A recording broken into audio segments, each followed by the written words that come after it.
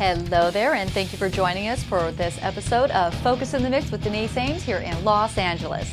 The show is very proud to be sponsored by Colombo's Italian Restaurant and Nightclub in Eagle Rock, featuring incredible weekly food specials by Chef Raul. And if you're looking for a cool spot to host a party or banquet, why not utilize their beautifully remodeled intimate dining room? Now, besides catching this show on our website, focusinthemix@deniseames.com, you can also see episodes of this show at blabbermouth.net, bravewords.com, and many other premier music websites. And please make friends with the show on Facebook. Just search Focus in the Mix with Denise Ames on Facebook. And we have a new Twitter account at Denise Ames TV. Today, it's going to be our best of interview clips of Jeff Tate from QUEENSRYCHE. Also coming up will be Dr. Fardad of Beverly Hills Cosmetic Surgical, where he's going to be talking about a major surgery he did on me. Due to time constraints, we will not be doing any viewer comments this episode, but we are doing entertainment news. Well, first I'd like to say thank you, Lizanne and Daniel of Love Bone Apparel, for this rockin' shirt. Love Bone Apparel is an emerging Toronto, Canada-based t-shirt company. The original custom artwork is inspired by the world of rock music, rockabilly, tattoos, and pinup cultures. Each unique design reveals an eclectic story in fine detail, and they tend to lean a little on the naughty side for those rebels out there who don't think of themselves as mainstream. You can see their awesome t-shirts at their killer website, loveboneapparel.com. Oh, and an FYI, their motto is, Love Bone is the name that sticks out. My t-shirt's called Love Potion 69. And who doesn't want to watch a sizzling diva sing? Colombo's Italian Restaurant and Nightclub is spicing things up via their live music lineup. They've got the dynamic Mari Nobri, the incredible Judy Platt, and the sultry Channing McKendra, all performing live at Colombo's in Eagle Rock. Mari will be appearing on Sunday, August 12th and August 26th from 11 a.m. to 3 p.m. Colombo serves breakfast from 8 to 2 every Sunday, well actually every day of the week for that matter, and it's followed by lunch. Judy Platt will be entertaining all on Saturday evening, August 18th, and Channing will be headlining Colombo's Saturday night, September 15th. For Colombo's regular nightly music lineup, which occurs every night, I might add, just visit their website, colombosrestaurant.com, and make friends with their cool Facebook page for weekly music calendars and awesome food specials. Well, coming up right after this quick break, it's going to be our best of interview clips of Jeff Tate from QUEENSRYCHE, followed by Dr. Fardad of Beverly Hills Cosmetic Surgical, so don't go away. Where can you enjoy live music every night? Colombo's Italian Restaurant and Jazz Club, located in Eagle Rock, the heart of LA. Open daily for breakfast, lunch, and dinner, serving the city since 1954. Authentic Italian cuisine, generously poured cocktails, all served in a casual, festive atmosphere. Come for the food, drinks, and friendly people. Stay for the live music. Full bar area, private party room, catering, and takeout. For reservations, just call 323-254-9138. See you at Colombo's. Get that perfect shot with Barbara Porter Photography. Barbara's innate talent and friendly approach is simply the best. Actors, musicians, that special someone, and pets.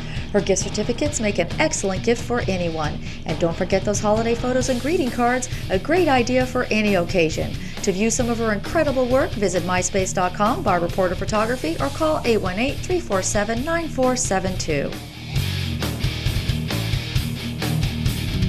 Jeff Tate of the one and only QUEENSRYCHE. You are actually from Germany. Mm-hmm. What made you get interested in music? And thankfully, the world is grateful that you discovered you had such an incredible voice. How did you discover that you were such an incredible singer and songwriter? Well, I've always been attracted to music, but I really... Since when? Well, I really discovered music when I was about 9. It was my birthday. I had a transistor radio for a present. And that just opened up my whole world, because now I heard all these songs from, you know, wherever they would come in, and I just fell in love with music. And I went to my parents and said, I want to be a musician. what do I have to do? I really want to play guitar. And my mom said, well, you can play guitar, but you have to take a year of piano first, which was great advice because the piano is a easier instrument to play than guitar, so you don't get so frustrated. And it teaches you chords and melody, you know. So I did that for a year and then switched to guitar and found that I had no talent playing guitar, so I went back to piano. And then started playing trumpet and saxophone in the school band, and you know, went through the whole school circuit thing, and then started playing with other people, trying to write music myself, you know. And the singing? The singing didn't really happen seriously till high school, and it was a summer vacation. My grandmother was taking off on holiday, and she said, I'm going to let you stay in my house and water my plants and take care of my dogs while I'm gone. And so I thought, that's a great idea. And then I'll invite my friends who are in a rock band to rehearse in her living room. So that's what we did. So you have your grandmother to thank. And my grandmother to thank, yeah. Okay, and so you found out, go ahead. And I found out I could sing. And so I started singing with the band and trying that, you know. And here we are. Here we are, 30 years later. You were in a band called Babylon when Queensryche was interested in having you join in 1981, but you sang a few songs with them to help them out, and then you decided you really didn't want to do it because you didn't want to be a heavy metal singer. What it was the guys in Queensryche weren't writing their own material at that time, and I was interested in pursuing original material because I'm a writer, and so I decided that I would work with another band. And so we left on good terms, and within a year's time, the guys in Queensryche came to me and said, we've been writing, and this is what we have. We'd really like you to sing on this. And I listened to it and liked it quite a bit. So I ended up coming back to Queensryche and continuing on, and here we are 30 years later. You work with Three Rivers Winery, and tell us the name of the wines and why you dig it. Well, I have a wine called Insania, and it's my brand, and it is a very French-inspired wine. I do a red and a white, and we make it with Washington grapes. So it's really a love of wine that got me into it, and then since I've been doing it, it's become a passion for me. I love it. You also have a new album out dedicated to chaos. You know, I went online today and I listened to samples of some of the songs. You guys sound heavy, tight, unbelievable, just like you did back in the day. You got, you know, a lot of bands, they kind of like taper off and aren't quite as good as they were 20, 30 years ago. You sound just as powerful, if not even more powerful. How do you do it? I don't know. You know, we've always looked at making music as really the reason why we're together. It's what drew us together in the first place. When we got together, everyone was comparing their record collections, and we found that we had such a wide variety of music in everyone's collection, and so we recognized that as a positive. We weren't all listening to the same thing, you know, so we could bring in all these different influences to what we wrote, and that's still our philosophy today. You know, we always experiment with our music, and we try to make it unique with each release. Let's talk about Silent Lucidity. That is one of the most beautiful songs, metal or not metal, ever. If anyone is a parent, they've probably been awakened in the night with their child waking them up saying, oh, I've had a bad dream and I'm really upset. And you have to, you know, comfort your child and put them back to bed. And that's what the song's about. It was just trying to explain what a bad dream is to a very young child. Jimmy Eat World, Duran Duran, Dwight Yoakam, members of Black Eyed Peas and Korn. What do they have in common? They all use Perlman microphones. Super high quality mics at very affordable prices. Every Perlman mic is handmade in the US using top-of-the-line tubes and technology with that classic look of the 60s. Each comes with power supply, handmade cable, shock mount, and carrying case. Customizing and Beatles-style pop filters also available. Call 818-763-4581 or visit PerlmanMicrophones.com. All the quality at a fraction of the cost. Perlman Microphones.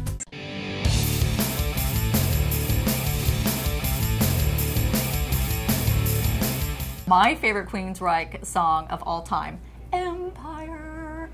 That chorus, you know, that melody line is a direct borrowing of Mozart. Really? Yeah. Oh my gosh. It's a very classically inspired song, really. Oh, that's awesome. Okay, and then another one of my favorite songs back in the day is Jet City Woman. Oh my gosh. Tell us what the little bit of a story behind that. Seattle, where we're from, had a nickname for years and years. It was called the Jet City because of Boeing being there, and we made jets, you know. There you go. And so Jet City Woman is about a love affair with a woman from Seattle. Okay. And so we used the nickname of Seattle for that, you know. You are very supportive of the troops, and you proved that with an album you released a couple years ago, American Soldier. And what inspired you to write that album? It's about you're singing about the front lines and the action there that the troops have gone through, not just in the recent wars, but all the way back to World War II. Yeah. Okay, so tell us a little bit about, besides that, what the inspiration was, what made you write that? Well, the inspiration was really my dad, who was a career military man and served in Korea and Vietnam. My dad never talked about his experiences in war all through my childhood, and I'd always ask him, you know, what was it like? What'd you do? You know, and he never talked about it. He was uncomfortable talking about it. So years later, I'm visiting him, and we're sitting on the back porch of his house drinking some iced tea, and just out of the blue, he starts telling me all about Korea in detail. All these, you know, stories that I've always wanted to hear all my life, he's just like, you know, expounding on it. And so I stop him and I say, Dad, I've been waiting all my life to hear these stories.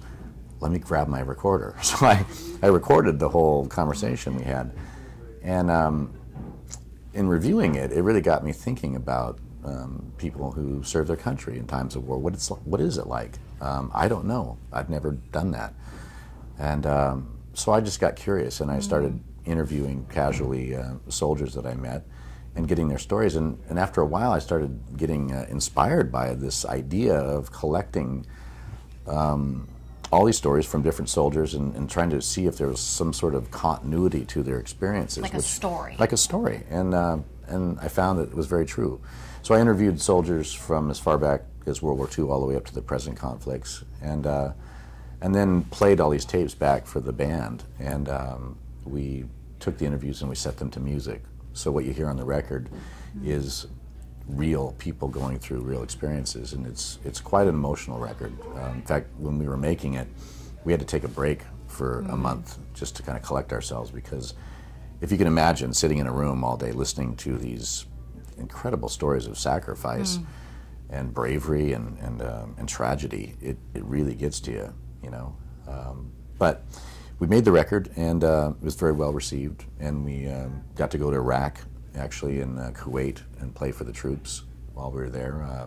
Amazing experience. QUEENSRYCHE has sold 20 million plus albums worldwide. We play everywhere from street corners to stadiums, you know. We've played the stadium in Brazil for the Rock in Rio Festival, and there was 250,000 people there. I know, those Brazilians, they like their That was a big show, rock, and you could definitely tell it was a big show. It felt really different. In fact, when you're standing on the stage, it was 100 yards, like a football field, to where the audience started. That in-between spot was just cameras. So it was a very strange thing. You were basically playing for the camera because you couldn't even see the audience. Oh, you my know? gosh. You could feel them and hear them, but you couldn't see them. Did they spark up their lighters for Silent Lucidity? Yeah. They dance, they scream, they sing along, they cry. Oh, totally. Do they go like this? Oh, too? yeah. And when they go, ah, yeah, and I told you I can't sing. Well, that song in particular, you know, it was a pretty well-known radio song, so a lot of people were familiar with it, and people have told me stories about that song, that they've, you know, christened their children with that song, buried their family members, graduated from school, gotten married, made babies to that song. So when you play that song, you can see the reaction of the crowd. People hug each other. It's big. It brings out a big emotional rush. Yeah, because including me. Yeah. Like all music, people attach their own life to a song, and they have their own meaning to it. In fact, I've had people come up to me and say, you know, that song that you wrote, it's one of the most amazing songs to me. In fact, it's my favorite song you guys have ever done, and it means the most to me. I have a long, drawn-out story about the song. I'll say, well, wait a minute, what song is it that you're talking about? Silence in Tennessee. Yeah. Silence in Tennessee. You know, maybe they didn't get the name of it, but it means something to them still. Oh my gosh, you know? Exactly. Yeah, it's the lyrics. from when Silent Lucidity was, was born, early 90s, and people were lighting their lighters in the concerts venues. Now, are they also doing their cell phones to you? Yeah. It's not so many lighters anymore. It's more cell phones. Yeah. In fact, I think one cell phone actually has a lighter app that lights up, and so oh my God. It looks like a lighter, but it's not. Don't miss Focus in the Mix with Denise Ames. The half-hour Hollywood TV series features rock star interviews, entertainment news, segment guests, and more. Tune in on the web at focusinthemixwithDeniseAmes.com anytime around the world. Sponsored by Colombo's Italian Restaurant and Jazz Club in Eagle Rock. Operation Mindcrime 2. The reason why I'm bringing this up, of course, it's a great album, but Ronnie James Dio was on that album. He has since passed on, so go ahead and say what you'd like about Mr. Dio and what it was like. And he actually played with you live here at the amphitheater. Came up and did his character, Dr. X. Dr. X, yeah. The villain. Shocker. Well, Ronnie was a wonderful man. I'm sure anybody that's ever met him says the same thing about him. He's a very giving, open gentleman. A beautiful soul. Yeah, really, really. He's a beautiful person. He was very influential in Queensryche history. He took us on our first European tour with him. As Black Sabbath, Heaven and Hell? It was when he was with his solo project called Dio. Okay. And it was 1982, I believe. So you went with Vinny Appice? Yeah. My very dear friend. Oh, yeah. Awesome. Yeah. And, well, Ronnie showed us the ropes, He showed us what to do and what not to do, and gave us our first exposure to a European audience. Do you remember what the best advice he ever gave you was? He gave me a lot of advice, actually. He said, when you're in England, don't eat anything but curry. Okay. Very, very true. Okay. In fact, a funny thing, the day we arrived for the first show with him, he came into our dressing room unannounced and introduced himself, and then invited us all down to his dressing room for cocktails and Indian food. And he introduced us to everyone in the band, everyone on the crew, so we were on a first-name basis with everyone, which was great, all very civilized. We had drinks and dinner and talked about, what we could talk about at the time, which was not much, but kind of let him do the talking. And it was just a wonderful, civilized introduction, And I thought at the time, whoa, so this is how it's done. And that never happened again with any other band that we opened up for. In fact, we tour with a band. We tour with a band for 3 months and never meet them. So Ronnie was a very exceptional person. And so, what made you make the decision to have him play Dr. X on that album? Well, I had written the song that he ended up singing on, and I just finished it. And I came to the realization that, well, I'd just written 2 distinct vocal parts for it. So it needed to have a second singer. And I thought, who could sing this? Ronnie! So I called him up and I played him the song over the phone. And I said, would you be Dr. X? And he said, absolutely. When do we do it? I'm very excited. Send me the song. Let me get started on it. And so I sent him the song, and about a week and a half later, he calls me up. He goes, okay, this is going to be great. I got it all figured out. When do we do this? And I said, well, can you be in San Francisco in a week? He said, yep, I'll be there. So he shows up, he walks in, he walks up to the microphone and lays down about, I'd say 10 takes of the song. And they were all like incredible, In fact, it was very difficult to pick which take to use because they were all varying shades of excellent, So he really threw himself into it and expanded quite a bit on my rough draft of his part and really made it his own. Where can you enjoy live music every night? Colombo's Italian Restaurant and Jazz Club, located in Eagle Rock, the heart of LA. Open daily for breakfast, lunch, and dinner, serving the city since 1954. Authentic Italian cuisine, generously poured cocktails, all served in a casual, festive atmosphere. Come for the food, drinks, and friendly people. Stay for the live music. Full bar area, private party room, catering, and takeout. For reservations, just call 323-254-9138. See you at Colombo's.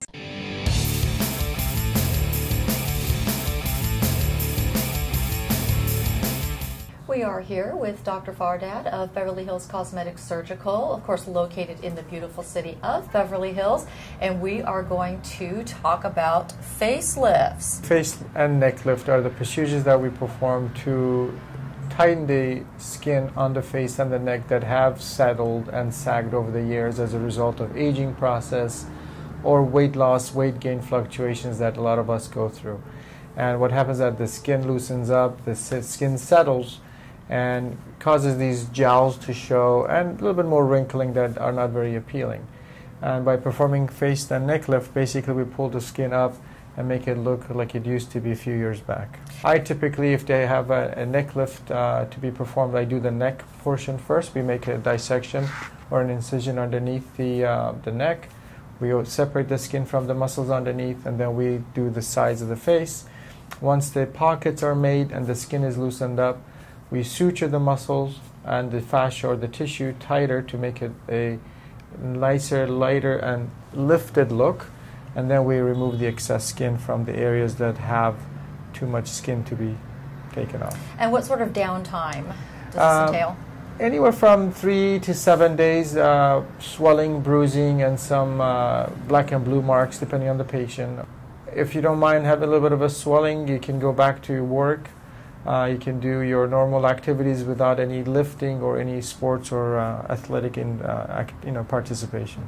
And the procedure itself, it's general anesthesia, and then it takes between 2 and 4 hours on the table? Correct. Depending if there's a neck and a face procedure to be done at the same time or just the lower part of the face, anywhere from 2 to 3.5 hours of procedure. You're going to reveal what my issues were. Well, you did have some looseness in the lower part of the face and some sagging of the skin on the neck. We make a small incision underneath the chin here, and when normally we talk to people, nobody looks under our chin, so that scar is very nicely hidden. And we make a small incision inside the ear and inside the back of the fold, behind the ear, and a little bit into the hairline. Once these incisions are made, basically we separate the skin from the muscle underneath. As I said, we suture the muscle tight so it gives a nice lifting and a pulled look.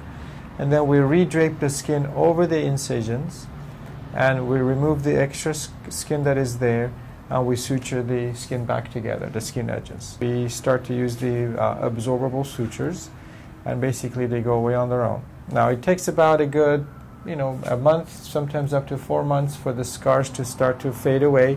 The normal process is pink discoloration or a pink color to this incision, and eventually starts to fade away and become more of a white or natural skin tone, and it can be camouflaged if there's any signs of scars with makeup for a while. We remove fat from their hips, thighs, stomach, or wherever that we think there's excess fat.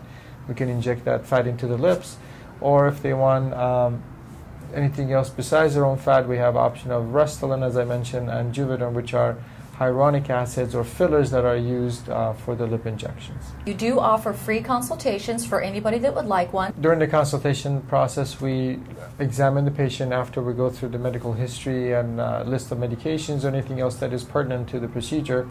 We discuss the concern areas, and we talk about what the options are as far as surgical versus non-surgical procedures. And if you are not watching this video on his website, then you can go to his website, see more information about facelifts and all the other procedures Dr. Fardad does in his office at Beverly Hills Cosmetic Surgical at perfectself.com. If you are interested in talking to him about getting a free consultation, you can call 866-NEW-SELF or locally here in LA, which is 310-360-0504. And just for your information, his offices are located at 8500 Wilshire Boulevard in the heart of Beverly Hills, Suite 1020. Dr. Fardad, thanks so much for talking to us today about face and neck lifts. Thank you. Get that perfect shot with Barbara Porter Photography. Barbara's innate talent and friendly approach is simply the best. Actors, musicians, that special someone, and pets. Her gift certificates make an excellent gift for anyone. And don't forget those holiday photos and greeting cards, a great idea for any occasion. To view some of her incredible work, visit myspace.com, Barbara Porter Photography, or call 818-347-9472. Well, that does it for this episode of the show. I certainly hope you enjoyed our best of interview clips of Jeff Tate from QUEENSRYCHE, and a special thank you to Dr. Fardad of Beverly Hills Cosmetic Surgical for doing my face and neck lift. Now you know. If you are thinking about getting a pet, please only adopt them versus purchasing them, and always spay and neuter your four-legged kids. I am your host, Denise Ames, and I want to say thank you for letting me rock your world.